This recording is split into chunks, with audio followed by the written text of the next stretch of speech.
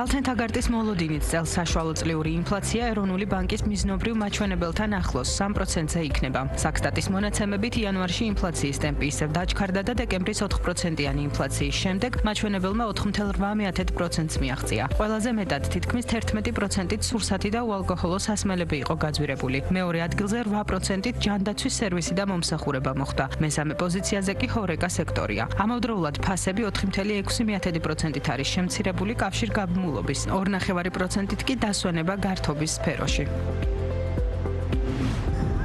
საქართველოს საბანკო სექტორის ერთ-ერთი წამყვანი ბანკის TBC-ის მენეჯმენტში ცვლილებებია. TBC ბანკის საქართველოს გენერალური დირექტორის პოზიციაზე 28 წლიანი საქმიანობის შემდეგ ვახტანგ ბუცხრიკიძეს გიორგი თხელიძე ჩაანაცვლებს. მას შემდეგ რაც გადაწყვეტილებას ეროვნული ბანკი დაამტკიცებს. როგორც TBC ბანკის გავრცელებულ განცხადებაშია ნათქვამი, ვახტანგ ბუცხრიკიძე აგრძელებს საქმიანობას TBC ჯგუფის გენერალური დირექტორის თანამდებობაზე და ფოკუსირდება ჯგუფის სტრატეგიულ განვითარებაზე საქართველოში, უზბეკეთსა და საერთაშორისო ბაზრებზე.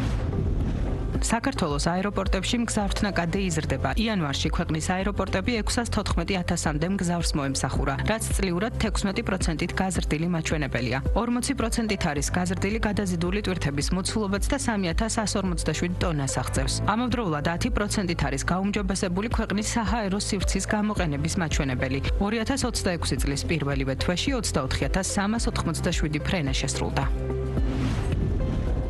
ქვეყანაში გამყვანი ტურიზმის მაჩვენებლები იზრდება. საქსტატის მონაცემებით გასულ წელს საქართველოდან საზღვარგარეთ 2,900,000 ადამიანი გავიდა, მათგან 1,500,000 ტურისტული ვიზიტით იყო, რაც წინა წელთან შედარებით 4%-ით გაიზარდა. უცხოეთში გამგზავრების ძირითადი მიზეზი მეგობრებისა და ნათესავების მონახულებაა, რაც ვიზიტების 36%-ია. მეორე ადგილზე საყიდლების მიზნით მოგზაურობაა, მესამე პოზიციაზე კი დასვენება და გართობა. საქართველოს მოქალაქეები საზღვარგარეთ ყველაზე ხშირად თურქეთს სტუმრობენ, მეორე ადგილზე კი ევროკავშირის წევრი ქვეყნები. შემდეგ პოზიციებზე რუსეთი და სომხეთი. მოგზაურებმა ვიზიტებზე ჯამში დაახლოებით 2,5 მილიარდი ლარი დახარჯეს. საშუალო ხარჯი ერთ ვიზიტზე 1,100 ლარს აღემატება. ხარჯების ყველაზე დიდი ნაწილი კი საყიდლებზე მოდის.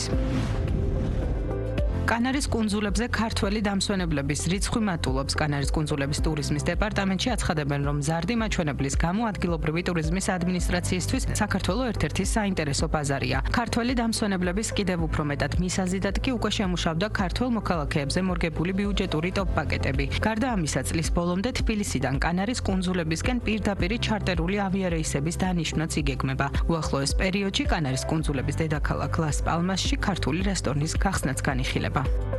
კანარის კუნძულის ტურიზმის დეპარტამენტმა ჩვენთან ერთად შეიმუშავა სპეციალური პაკეტები, რომ მორგებულიყო ქართულ მომხმარებელს.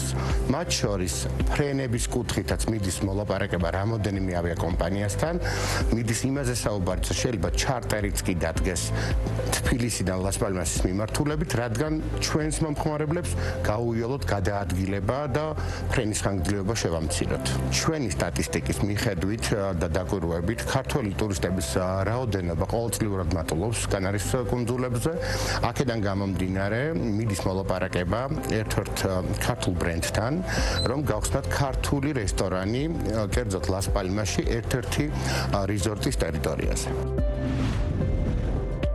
ტექნოლოგიური გიგანტი NVIDIA ისტორიაში პირველი კომპანია გახდა, რომლის საბაზრო ღირებულებამაც ოქტომბერში ხელოვნური ინტელექტის ბუმის წყალობით $5 ტრილიონ გადააჭარბა. CNN-ის ცნობით, მსოფლიოს მასშტაბით კომპანიების მხრიდან AI ჩიპებზე არსებულმა უდიდესმა მოთხოვნამ NVIDIA-ს დომინანტური პოზიცია გაამყარა. კერძოდ, მონაცემთა ცენტრების ჩიპების ბაზაზე მას შემოსავლების 81% უჭირავს. ამან თავის მხრივ ხელი შეუწყო კომპანიის აქციების ზრდას, რაც 2022 წლის ნოემბრის OpenAI-ის ჩატბოტის ChatGPT-ის გამოსვლის შემდეგ 12-ჯერ გაიზარდა. ოქტომბრის კვარტალში NVIDIA-ს გაყიდვები და მოგება გასულ წელთან შედარებით 60%-ზე მეტად გაიზარდა და Wall Street-ის მოლოდინებს გადააჭარბა. გასულ თვეში კომპანიამ წარადგინა ახალი თაობის ჩიპი, Vera Rubinიც, რომელიც მათი მომავალი წინსვლის მთავარ გარანტად მიიჩნევა. NVIDIA-ს პროგნოზით 2026 წლისთვის გაყიდვები რეკორდულ ნიშნულს, დაახლოებით $500 მილიარდ მიაღწევს.